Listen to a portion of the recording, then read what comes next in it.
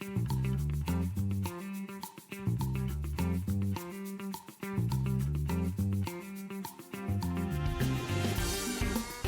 everyone, and welcome to the Husky Hotseat, the show for students, parents, and staff to get to know the Hubble community. I'm your host, Eric Elftmann. Each week on Husky Hotseat, you and I get to sit down with a member of our Hubble staff to ask them the answers to the tough questions. This week, I'm here with Ariel Fogg. Mrs. Fogg is Hubble's drama and speech teacher, as well as the director of the fall play and the spring musical. She's been in education for 8 years, the last 5 of which have been at Hubble. However, she was also a teacher of sorts when she worked at Disney as an entertainment trainer, which we will definitely get into later. Mrs. Fogg has a loving family at home, 2 fur babies, Sola, her golden retriever, and Luna, her black cat, and of course, the one she babies the most, her husband, Dylan. Mrs. Fogg, thank you for joining us on Husky Hotseat. We're excited to have you. I'd like to just start a little bit by asking you a little bit about your time before teaching. Tell us all about your Disney experience. Mr. Elftmann, thank you so much for having me on the Husky Hotseat. I know very well how hard you work behind the scenes, especially with the musical and show choirs. So the fact that you took this on for the Hubble community, I think is really great. So thank you for that. Oh, thank you. Disney. Yes, it was a great era in my life. Very magical, but also physically demanding and a very sweaty time in my life because you're performing in 100-degree heat, dancing down Main Street.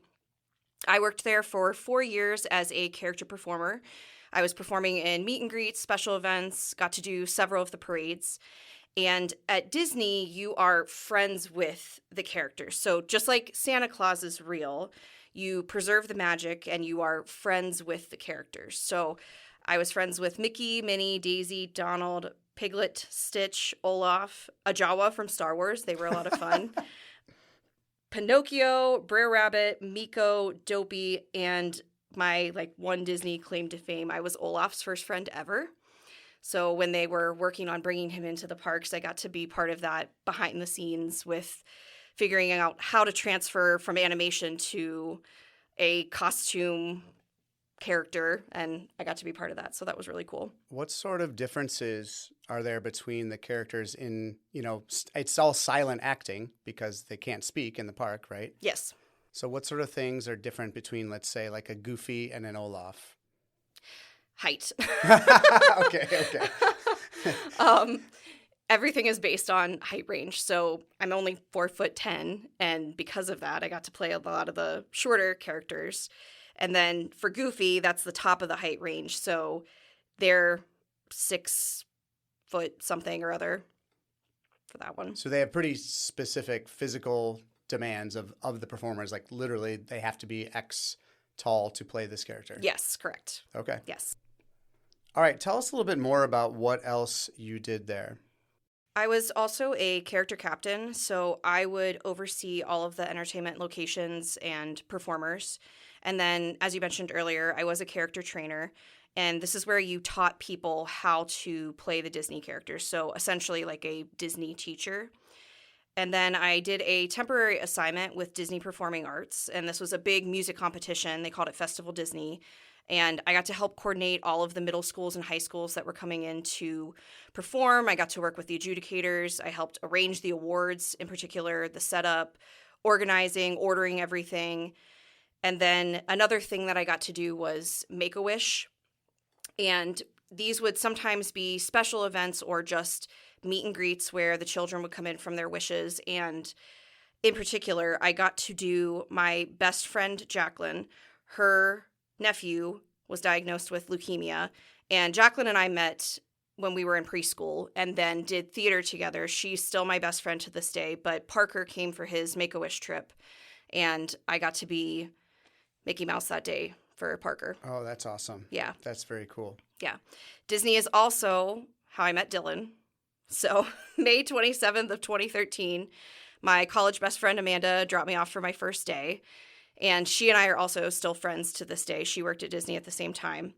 And 3 years later, on May 27th, 2016, Amanda was having a birthday get-together for her now husband, Frank. And Frank and Dylan were best friends from childhood. So I got to meet him there. And then it was 3 years after that we started dating, 5 years after the day that I met him that we got married. So I also met my husband through Disney. Wow. Okay. So it's fair to say you owe a lot to your time at Disney. I do. Yes. That's awesome. Joe, just This is something I'm always curious about when I visit Disney. I don't get to go very often, but the machinery of it all is fascinating to me. So I'm just curious, what are some of the maybe behind the scenes rules or things that happen that the average park goer wouldn't know about?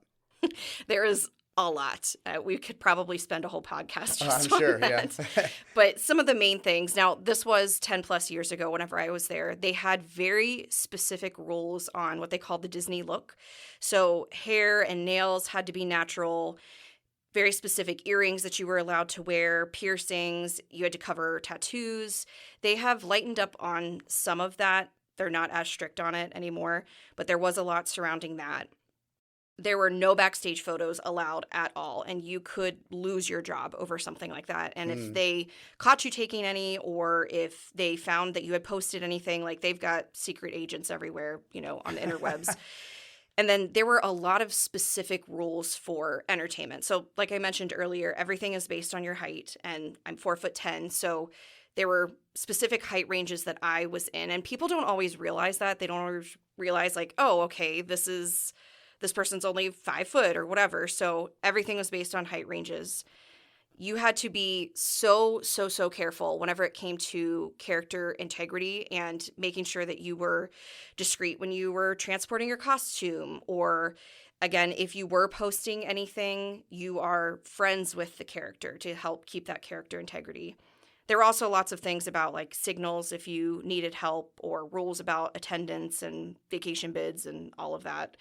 The other big thing is there are acronyms for everything. So MK was Magic Kingdom, Folk, Festival of the Lion King, Fant was Fantasmic. So a lot of behind the scenes of just Disney lingo. Yeah. Okay, I have to tell you a story about character integrity. I can't remember if I've told you this before or not. When I was in high school, show choir, we went down to Disney to perform, do kind of that thing where you do a workshop, you get to perform in the park and all that. It was great.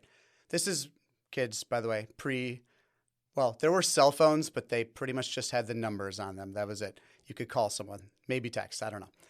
We were backstage, moving from one part of the park to another, going through the backstage area. And I so wanted to have my camera because backstage was Snow White just having a cigarette. Oh, no. And it was like this image that I will never, ever forget. And I'm sure that, some Disney person would be fired if they found out that happened. But it was like the funniest thing that on the entire trip. Like the thing I will always remember. I don't remember what songs we sang, none of that. But I will never, ever forget seeing Snow White backstage with her cigarette. Speaking of crazy things at the park, I know that guests can sometimes do some wild stuff there, I'm sure. I've seen some myself, but I want to hear from you. What are some of the craziest things you might have seen some park goers do at Disney? There was a teenage boy that came into the attraction was called Magic Words with Mickey, and he thought he was being silly, and he proposed to his girlfriend, and everyone could tell that it was fake. And she just kind of looked at him like, oh my God, why did you do that? And she didn't even say yes. And then they just left. They didn't even stay to take a picture with Mickey or anything, but lots of things like that. There were also lots of funny moments. One in particular also at Magic Words. So just a little bit of background on that. The costume for that is crazy. You are hooked up with all of these wires. There are batteries that are in this harness that are on your legs. There's huge cords that are going down your back. And on the front by your collarbones, there were switches. So it was the switch that would power on the head. And a little boy came up and hugged me and didn't realize, but he switched the head off.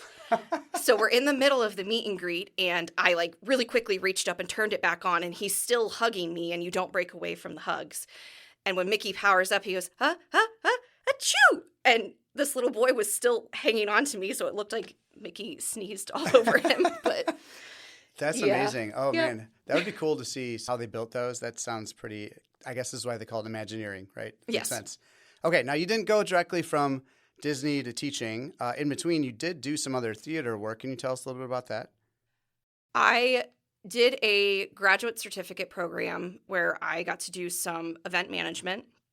And I was a wedding planner for a year in between Disney and then also going into teaching. It was an interesting era of my life, dealing with just day of the wedding, coordinating, lots that goes into that. So Did you find any similarities between the Bridezillas and the Disney park? Yeah, I mean, it's a big day for everybody. The wedding, that's a big deal. You spend years planning for it, and people spend years planning for Disney vacations. So there is some of that tension of, I want this to go well. I want this to be a magical thing. So yes, there are definitely similarities there. I definitely felt that bringing my own kids there. Like, this is the one and done, guys. We are going. This is going to be the best day of your lives, darn it. Tell us a little bit about how you got into theater to begin with. Yeah, so my mom's side of the family is very musical. My Pappy Dybert, there's a lot of musical talent on that side. My Mimi Dybert was a piano teacher. My Aunt Carol was a music teacher in LA, and lots of creativity with all of my cousins and everything. So my mom is also a photographer. My dad's side of the family, they've got a lot of public speaking experience, my Mimi and my Pappy Waters, and even my brother Ben. And it's just something that was in my blood. As a young child, I fell in love with The Little Mermaid. Obviously, I wanted to be Ariel when I grew up, and I was bound and determined to make that happen. And I love the sound of music, too. I remember watching that as a 6-year-old and just being in love with Julie Andrews. So I started singing solos in church, and Mimi Dybert would play and accompany me. And then in first grade, I played Bunny Sue in the little musical that they would do for the each grade levels. And my mom really noticed my talent and continued to encourage that. And by 5th grade, she said, hey, we should go out to the community theater. They were having auditions for Annie. And I just fell in love with it. Theater isn't just about entertainment. It's about life. You're sharing people's stories. It's about inspiring through live performance and making a difference with that. Music is a universal language, so it has that ability to move people in an emotional way. Stories are powerful, and it helped me to find a community. That's awesome. All right, what are some of your favorite shows or maybe roles you've had over the years? One of my favorite roles was Alice in Alice in Wonderland. I was in 8th grade. That was the first time that I had a major role. I also really enjoyed playing Little Red and Into the Woods in high school. That was another really fun one. In college, we did Little Women, and I got to play Beth, and she just has some really great songs. Well, yes, and spoiler alert, Beth dies. Oh, no! So that was just a really fun musical because the sisters all got really close. And it was my last musical in college, so those were some of my favorites. People who've been on the stage for a little bit know that sometimes random stuff can really happen, and you have to stay in the moment, keep singing, acting, or whatever. Can you remember maybe the craziest thing that happened while performing in which you had to continue maintaining your composure? I've got 3 different stories for this one. Here we go. My first one, Into the Woods, I was playing Little Red Riding Hood, and there's a scene where Jack is supposed to come. He just climbed to the beanstalk, and he comes in with the chicken. And everybody loved to mess with this prop, and this is why you don't touch people's props. So the chicken went missing, and I was out on stage for probably 2 minutes just improvising and making up a monologue about the wolf cape that I had and my granny. And the audience, I'm sure they could tell that something was up. And my director, which I totally feel this pain now, is on his radio like, where is he? Where is he? Where's the chicken? Another one was during Bat Boy. I had to belay down from the catwalks. So if you think about like mountain climbing, whenever you're on the ropes and you're working your way down the mountain, it's that type of thing. And I got stuck midair. And we were coming up very close to the portion where Bat Boy is supposed to come over and bite me. And I'm just swaying like 8 feet up in the air, and there was nothing I could do. I mean, the gravity is there. I couldn't get myself up out of the harness. So my friend was up in the catwalks and got the rope unstuck and got me down. But how long would you say that you were hanging there for? Oh, probably a solid minute and a half, 2 minutes. That is a long time. Yeah, and my acting partners just kind of came over and looked at me, and they were like, oh gosh, what are we going to do? But he got me down in time. So, and then the biggest one. During Oklahoma, I played Ado Annie, and she is very flirtatious, and she's got this boyfriend named Will. And the Farmer and the Cowman song had just happened, and somebody's cowboy hat fell off on stage. And during this, I'm throwing a little temper tantrum because he's flirting with another girl. And I went to try to kick the hat off stage, and this is why I don't do sports. So I'm facing the audience. I do like a backwards kick. I don't kick the hat. Instead, I kick the big wooden tree that's there. And the tree starts to fall over, so it's going, wah, and the whole audience just goes, and luckily I turned around and I caught it in time and got the tree back up. But that was definitely my most embarrassing moment. They put that on the reel on the DVD and played it over and over and over again in the bloopers. So that lived with me the rest of my high school years. Okay, note to self, find that DVD and link to it. All right, let's transition a little bit and talk about teaching. What inspired you to make the switch from showbiz to the teaching world? This was not something that I had planned for. It just kind of, everything fell into place, kind of happened. I was always stressed about what was next, and I wanted to make sure that I was doing something that was making a difference. My friend described it as, you're an octopus, you've got these 8 legs, you need to find somewhere where you can stand on all 8 of your legs. So I had that graduate certificate in event planning. I was a wedding planner, and it wasn't clicking. And I wasn't super happy doing that. And my friend Jacqueline, who I talked about earlier, she reached out to me. We were roommates in college, and she was like, hey, you want to be roommates again? I know of a school that's looking for a junior kindergartner teacher. And she was at a sister school. So I moved out and started teaching junior kindergarten, and our landlords at the time, they had a friend who worked for the school district, and she told me about this provisional program that they have in Virginia where you can start teaching and work towards getting your teaching license. And I discovered there was a middle school drama teacher position, and I really went back and forth on it because middle school was not a great time in my life. It was a very painful time, and the thought of going back into that atmosphere was very daunting.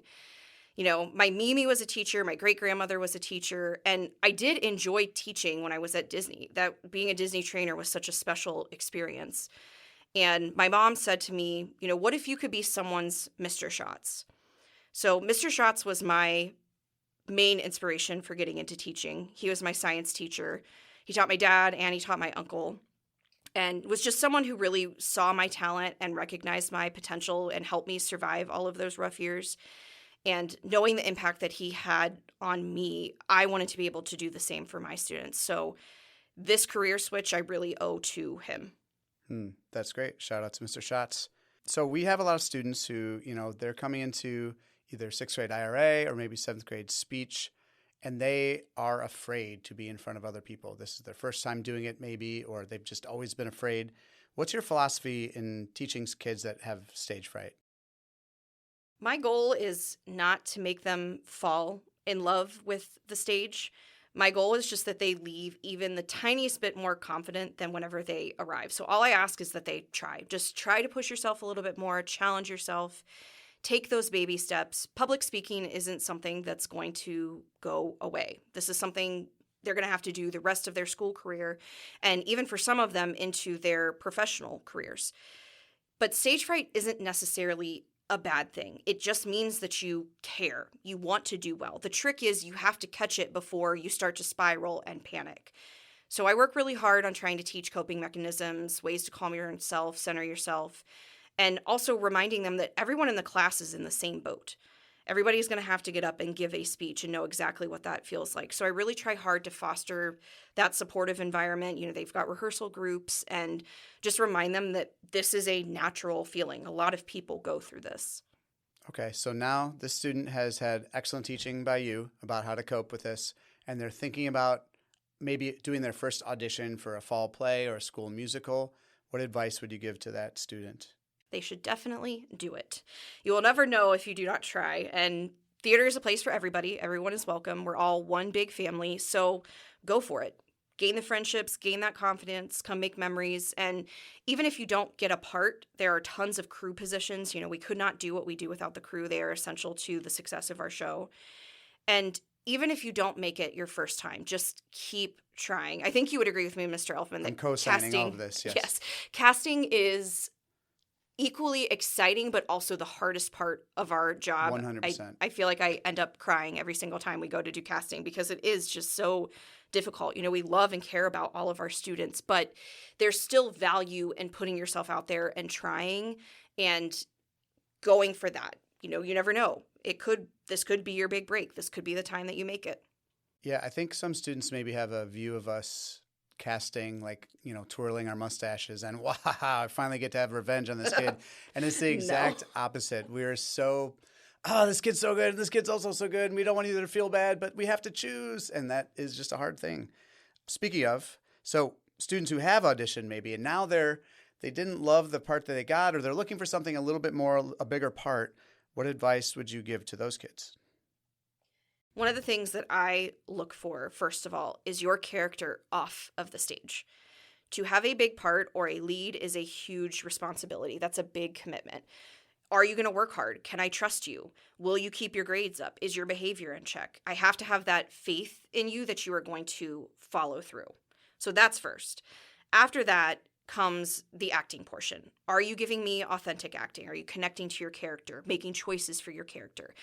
I don't necessarily want to see it played the same exact way. Just because we're doing Newsies, you don't have to play it the same way Christian Bale did. I love that students come in and they make their own choices with the character and take it in their own direction. Obviously, I'm looking for the speak loud, speak slow, speak clear. Audience wants to see your face, not your fanny, having the emotion in your body and face, all of that. Another big thing, do not overact. Try to authentically portray your character. That's what will differentiate you from a average performer to an excellent performer. Yeah, I had a teacher once tell me that everything you do is an audition. Oh, yes. And I said, what does that mean? They're like, well, you're going to your classes, you're interacting with teachers. Teachers talk to each other. If they hear from another teacher that you aren't working very hard in this class, or you're talking back or whatever, that might make your director or your coach or whatever thing that you're trying to be a part of think twice about wanting to also work with you if you're not working well with other adults. So That is a good piece of advice. All right, one more question before we go to a short break. Anyone from Hubble that's listening to this right now has probably heard about the 3 S's, silent, still, and supportive. This is a phrase that you brought to Hubble and definitely has caught on. So my question is, where did it come from? Is this something you came up with, something you heard somewhere else, or? I was making a worksheet and I was looking up pictures of audiences, and it was just like a little meme that said audiences are silent, still, and supportive. And I was like, I like that. And I just ran with it. So I started calling it the 3 S's, just use that. So I cannot take credit for it. I just found it online. Love it. Okay. Education from memes. That's fantastic. All right. We're going to take a short break, and we'll be right back with Portrait of a Middle Schooler. Hey, Huskies, we are back with our guest, Mrs. Fogg, and it's time for one of our favorite segments, Portrait of a Middle Schooler, Rural Pennsylvania edition.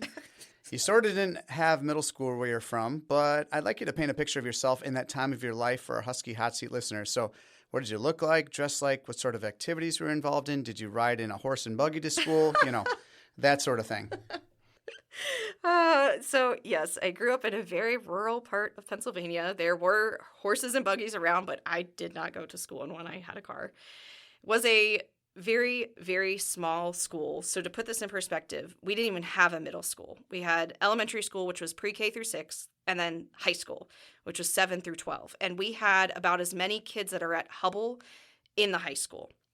Middle school was not a great time for me.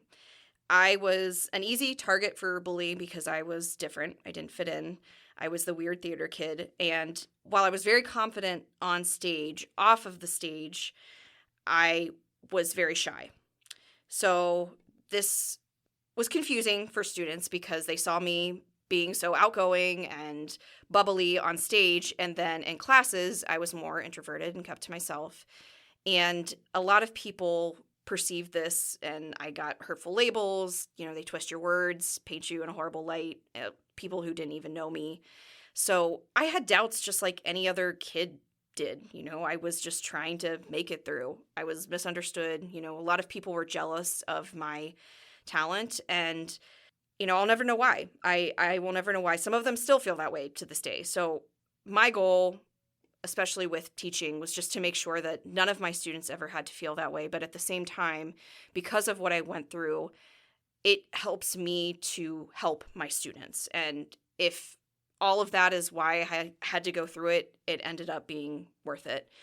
And I think back to Mr. Schatz and how incredibly supportive he was of me during that time and made it worthwhile to come to school. So I just want to be that teacher for my students. So if middle school is not going well for you, I get you. I understand. I'm here for you. And middle school is not the end of your life. Nope. It is very much towards the beginning. So things going well or not well here does not mean that that's going to project your future in any real way. All right. So speaking of that, then what sort of advice might you give your middle school self, knowing that, man, that was hard, but I can see it now from the adult perspective? And what might you say to yourself? I think one of the things that you really have to keep in mind, and at the time, it's hard to see that and understand that as a kid, but everybody's carrying their own weight. Everyone has something going on, and you just have to keep your head held high. Forgive and be confident in yourself. Who cares what they say? As Taylor says, haters gonna hate, shake it off. Build a castle of the bricks they threw at me. We weren't going to get out of this without a Taylor quote. Yeah, exactly. So. Yes. And these people don't define your worth.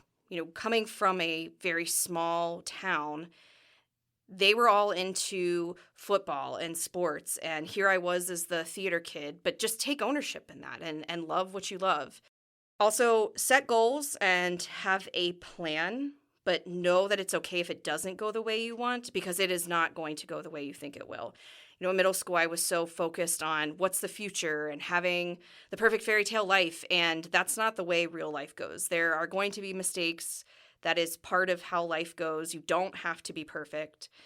I think I would also remind myself that it's okay to ask for help. I was always so shy and afraid to ask my math teacher for assistance on my homework, or if I didn't understand something, asking for clarity. You don't have to be afraid to do that. And especially now as a teacher, I'm like, gosh, that was stupid. That's what we're here for. We're here to help. Growing up, you have your circle of friends, and sometimes you're going to grow apart from your friends. I think just reminding myself that that's okay if that happens, and not to worry so much about the future. Enjoy being a kid. And then my mom used to say to me every single day, study hard, be kind, which is something that I always say to my students. So just reminding myself of that. And I did study hard. I was kind, but just reinforcing that pays off in the future. All right. That sounds like great advice. Let's take a short break and we'll be right back. Welcome back, Pack. We are still hanging with our guest, Ariel Fogg. We've heard a lot about Disney drama, and I'd like to dig a little bit more into Pennsylvania. I have an inside source who has given me some information that you have several Pennsylvania words and phrases that you often say. So I'm going to say a few, and I want you to help define them for us Midwesterners. So we'll start with an easy one. Gum band. A gum band is a rubber band. Okay. How about yins? Y-I-N-S. Yins is a Pittsburgh thing. I don't honestly know where that came from, but that also goes along with yous, or they'll sometimes say youins. So it's like a Pennsylvania y'all? Basically, yes. Oh, okay. All right. Sweeper. That is a vacuum. Okay. I'm going to run the sweeper. I Not getting out sense. the broom to sweep. You're going to run the vacuum. Okay. Gobs. Oh, gobs. They are like two pieces of chocolate cake or whatever cake you have. My favorite is the chocolate one with the peanut butter icing in between. So some people call them whoopie pies, but we always call them gobs. Okay. All right. I've seen this, but not with that name. All right. That makes sense. Keller. That is color with a C, C-O-L-O-R. But it is pronounced Keller in central Pennsylvania. All right. Dippy eggs. Dippy egg is like a sunny side up egg that you could dip your toast in. Oh, okay. That's kind of what it sounds like. That makes sense. I'm not sure to pronounce this correctly. Read up or red up? You red up. Yeah, it means to clean up. I'm going to red up. I'm going to red up the house, put stuff away, clean up. Okay. Jeet yet? Did you eat yet? Okay. But it all comes together. Did you eat yet? Okay. And scrapple. Ugh. Okay. My grandfather loved scrapple. It is some type of pork something or other, but it's rectangular in shape, and you would cut off little squares of it and fry it. I never enjoyed the taste of it, but that is very much so a Pennsylvania staple. Like some sort of Spam type thing. Basically. Okay. All right. Well, these seem a lot to do with food. I guess that's a big thing there. Okay. Pot pie. Pot pie is one of my all-time favorite dishes. My Mimi makes it, and I love my Mimi. She's one of my favorite humans in the world. And if you've ever gone to Cracker Barrel and you've had their chicken and dumplings, it's like that, but 10,000 times better. So it's a Pennsylvania Dutch dish, and it's just basically big noodles that you hand make, and then ham or chicken or whatever, and it's delicious. Okay, I will have to get over to Crate and Barrel. Wait, what did I say? Cracker Barrel? I'll go to Crate and Barrel. They will not have it, but Cracker Barrel will have it. Okay, this is not a word, but I want you to end this by telling us about the beginning of deer season in Pennsylvania. It is like a holiday. So it's the first Monday after Thanksgiving, and we always had school off for the first day of deer season because everybody was always going out and going hunting. So it was a big deal. Okay, I feel like Dr. Eppley would approve of that. Okay, something that many of your students might be surprised to hear, I think, or I was surprised the first time I heard it, is that you enjoy taking motorcycle trips. Can you tell us how you got into that and maybe some of your favorite trips or where you've been, all that stuff? Well, I got into them because of Dylan. My family always talked about riding motorcycles, but once, Ben and I were born, it wasn't something that they really did anymore. So I met Dylan, and Dylan got me into a lot of things: board games, Gloomhaven, D&D, video games, but also motorcycles. But in return, I've made him a musical theater nerd, so it's okay.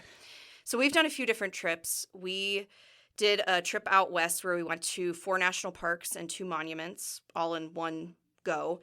We went to Yellowstone, Grand Teton, Badlands, Wind Cave, Devil's Tower, Mount Rushmore, and Bridal Veil Falls. And then a few summers ago, we did the Blue Ridge Parkway.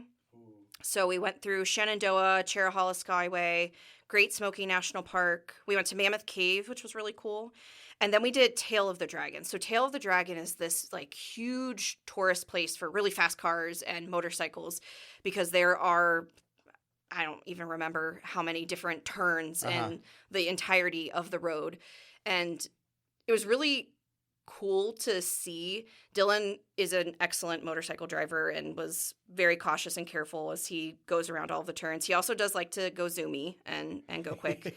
I always make him warn me before he does that. So I like riding along. I have no desire to learn how to drive. I'm a passenger princess, but we do enjoy going on our motorcycle trips. Okay, is this 2-person, 1 bike or a sidecar, or what are we looking at here? 2-person on 1 bike. Got you. Yeah. Okay.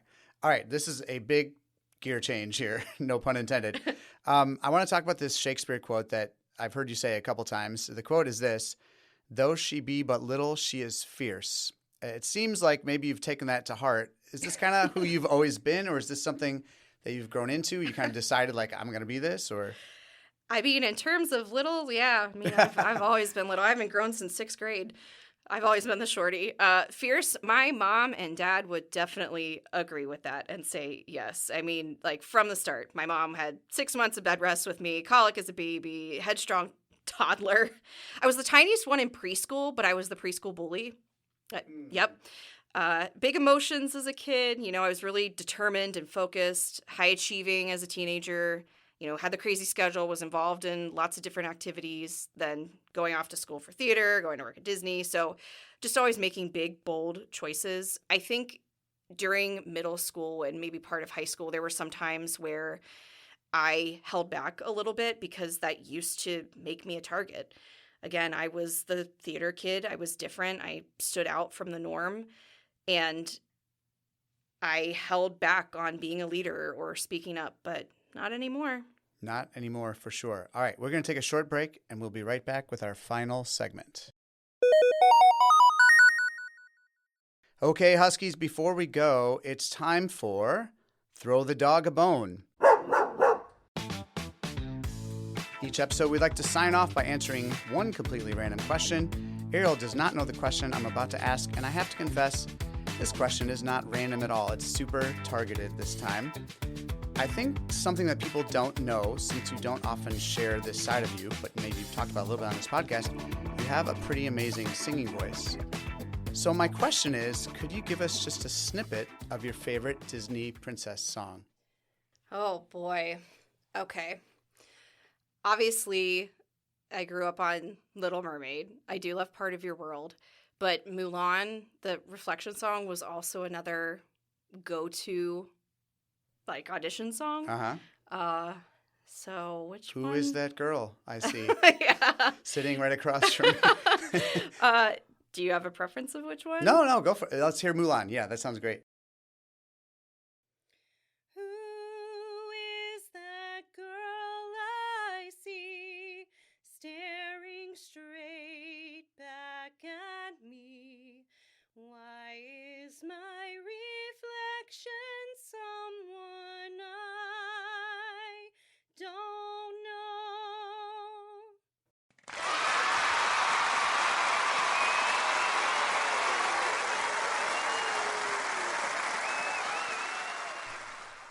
All right, this is actually kind of a perfect segue from that to discussing something big coming up really soon. Can you tell us a little bit about this year's musical? Newsies is the largest show that we have done yet. In total, we had 138 students that came together to work on the backstage stuff. We've got 57 in the cast, which is the largest cast that we have done. So couldn't do this without the support of the students and the amazing teachers that are involved. Shout out to Mr. Monaco, Mr. Katua, Miss Fountain, Miss Stoll, and you, of course, Mr. Elftmann. The show will be on Thursday, April 30th and Friday, May 1st at 7 p.m. Tickets are $5 for adults and students and $3 for seniors and children. The doors will open at 6 for tickets, and this is definitely something that you do not want to miss. All right, I know there's no chance of getting a hint about the fall play, but can you at least tell the audience, have you picked something or you got something in mind? I do have something in mind, Ooh. actually, and this is going to be show number 100 for me. So Whoa. It's going to be something real fun. Okay, I'm excited to hear about that. All right, that is the end of our show today. Thank you for listening to Husky Hot Seat. I want to thank our guest, Mrs. Fogg, for her time and stories. If you see her around the Hubble community, say hello. Maybe ask her a little about something you heard on the show, about Disney, motorcycles, dippy eggs, whatever. Don't forget to follow us on Instagram at Husky Hot Seat Podcast for updates about the show. If you liked what you heard in Husky Hot Seat, remember to subscribe to the show. We're available on Apple Podcasts, Spotify, YouTube, and pretty much anywhere you like to listen to your podcasts. If you really want to help the show grow, please leave a review on your podcast app of choice. And finally, spread the news about the show to people you know. The internet is great, but the goal of Husky Hot Seat is to build connection within our Hubble community. So, the more staff, parents, and students that listen, the tighter we become. Remember, Huskies, none of us are lone wolves. We work best in a pack.